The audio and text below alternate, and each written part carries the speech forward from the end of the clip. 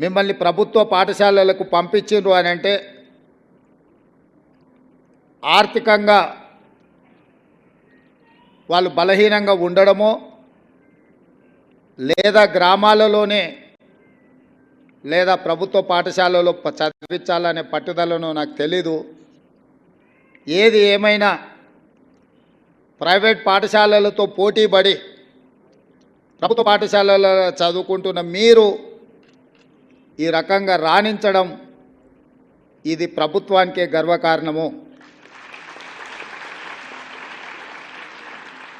నారాయణ కాలేజీలో ర్యాంకు సాధిస్తే నారాయణ గారు ఫోటో దిగి ఈ విద్యార్థులు నా కాలేజ్ అని చెప్పుకుంటాడు. ప్రభుత్వ పాఠశాలలో మీరు ఈరోజు రాష్ట్ర స్థాయిలో రాణించి ప్రతిభను చాటితే ఈ ప్రభుత్వం నాది, నా ప్రభుత్వంలో చదువుకున్న విద్యార్థులు మీరు రాణించిందంటే మీరందరూ మా విద్యార్థులు. నారాయణ చైతన్య లాంటి ప్రైవేట్ కార్పొరేట్ పాఠశాలలతో కాలేజీలతో మా విద్యార్థులు కూడా పోటీ పడగలుగుతున్నారు అని అంటే అది మా గౌరవానికి గుర్తింపు. ఇందులో మా ప్రయత్నం పెద్దగా లేకపోయినా మా ప్రభుత్వం పెద్ద ఎత్తున మీ పట్ల దృష్టి సారించకపోయినా మట్టిలో మాణిక్యాలుగా మీరు రాణించి ఈనాడు ఈ ప్రభుత్వానికి గౌరవం తెచ్చిపెట్టినందుకు విద్యార్థులందరినీ కూడా మనస్ఫూర్తిగా నేను అభినందిస్తున్నా.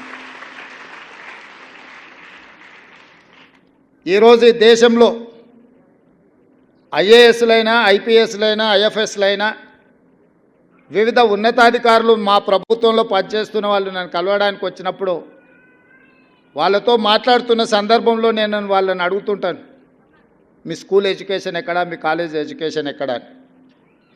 ఎందుకు అని అంటే ఒక అంచనా వేయడానికి వీళ్ళు ప్రభుత్వ పాఠశాలలలో చదివినరా ప్రైవేట్ కార్పొరేట్ స్కూల్స్లలో చదివినరా అని ఒక అంచనా కోసం నేను అడుగుతుంటా.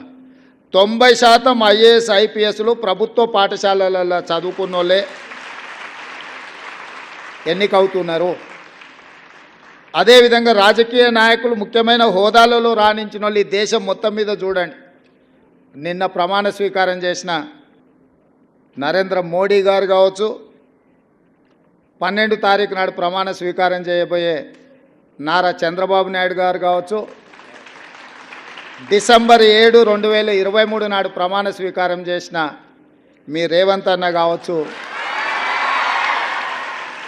మేమందరం ప్రభుత్వ పాఠశాలల్లో చదువుకొనే ఈ స్థాయికి వచ్చినాం.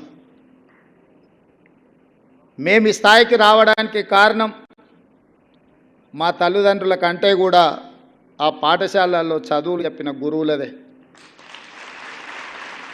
నేను ఎందుకు ఈ అంశాన్ని గుర్తు చేస్తున్నా అంటే మా ప్రభుత్వం బాధ్యత తీసుకున్న వెంబడే బుర్రా వెంకటేశం గారిని ఎడ్యుకేషన్ సెక్రటరీగా నియమించి చాలా సంవత్సరాల నుంచి ప్రభుత్వ పాఠశాలలు నిర్వీర్యమైపోయినాయి, వీటి పట్ల శ్రద్ధ తగ్గింది, టీచర్లు లేరని విద్యార్థులు రావడం లేదు, విద్యార్థులు లేరని పాఠశాలలు మూసేస్తుంది ప్రభుత్వం. ఇది కోడి ముందా గుడ్డి ముందా అని అంటే ఏది చెప్పలేదు. ప్రభుత్వం టీచర్లను పెట్టకపోతే విద్యార్థులు ఎట్లాగూ రారు. విద్యార్థులు రావడం లేదనే నెపంతో సింగిల్ టీచర్ పాఠశాలలు అన్నిటిని కూడా మూసేసే పరిస్థితి వచ్చింది. ఇదే కాకుండా కొన్ని స్కూళ్ళల్లో 8-9 మంది విద్యార్థులు ఉంటే 10-12 మంది టీచర్లు ఉంటున్నారు. అంటే వివిధ సబ్జెక్ట్స్ చెప్పడానికి ఆ టీచర్లు అవసరం, వివిధ తరగతుల కోసం ఇది ఒక సమస్యగా మారింది.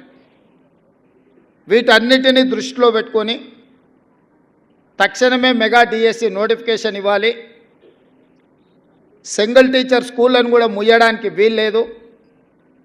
తండాలలో గూడాలలో మారుమూల ప్రాంతాలలో ప్రభుత్వ పాఠశాలలను నిర్వహించడం ద్వారా పేదలకు, దళితులకు, గిరిజనులకు విద్యను అందుబాటులోకి తీసుకురావాలి. వాళ్ళ తల్లిదండ్రులకు, వాళ్ళ కుటుంబాలకు ఆర్థిక భారం ఉండకూడదు. వాళ్ళ ప్రాంతాలను వదిలి ఇతర ప్రాంతానికి వెళ్ళి పిల్లల్ని చదివించాలి అని అంటే తల్లినో తండ్రినో రోజంతా కూలికి వెళ్ళకుండా వ్యవసాయం పనులు మానుకొని వాళ్ళు వెళ్ళాల్సిన పరిస్థితి.